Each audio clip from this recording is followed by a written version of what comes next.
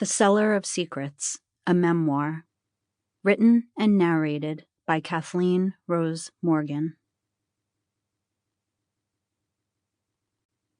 For those who remain lost in the darkness of shame and the bitterness of somber secrets.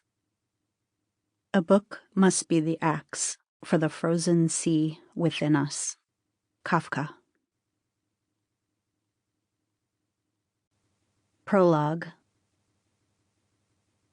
It was difficult to imagine how my journey to learn the truth about what happened to me could lead to the discovery of secrets more appalling than the enduring and insidious memories that rarely left my thoughts.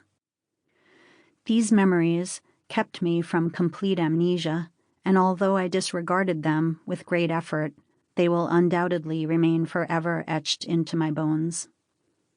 For me, survival was a creative act of ignorance, until I ran out of ingenuity and was pulled from its dark and lonely recesses. Unable to hold back my secrets any longer, I came face to face with my unspoken trauma when truth burst from my lips at the end of a routine day. With a hefty dose of courage, I untangled the woven layers of shadow that kept the details of my memories hidden. I became determined to make sense of my wounds and uncover the truth of what lurked in the foggy haze of my repressed memories. I made progress in stages, taking my efforts to heal in a deliberate and gentle manner, until I received shocking information that led me to scrutinize my ongoing research amid the debris of the past. After 4 years of healing work and a fresh start in a new state, I was shattered by an end-of-life confession from Mother as she faced the fear of uncertainty only death can bring. As the end of life nears, a transformative process often begins and prompts one to review the events that occurred during one's lifetime by reflecting on the good times, the bad times, and the roles played within both. For those who have committed cruelties or crimes, and who have held secrets and misdeeds, it becomes clear that the end of life may be a final chance to lift the silence and alleviate burdens of guilt and regret, one's last chance to clear the conscience before moving on to the great unknown. The deathbed confession may be seen as an opportunity to absolve sins or as a last-ditch effort to save one's soul. It teeters between courageous and cowardly. For those of the Catholic faith, like Mother, it is believed that confessing your sins to a priest will allow God to forgive them and permit your soul to enter heaven.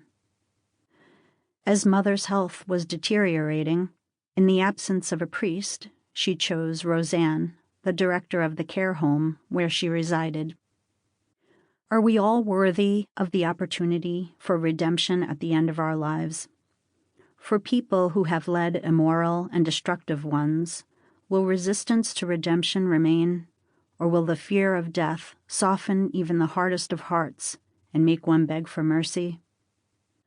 Although Mother held many secrets during her life, in the end she would not forego the final opportunity to seek forgiveness and relieve herself of undoubtedly her most vicious one.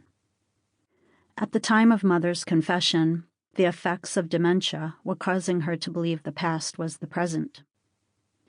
Memory is not one process of the brain, but a complex set of various structures.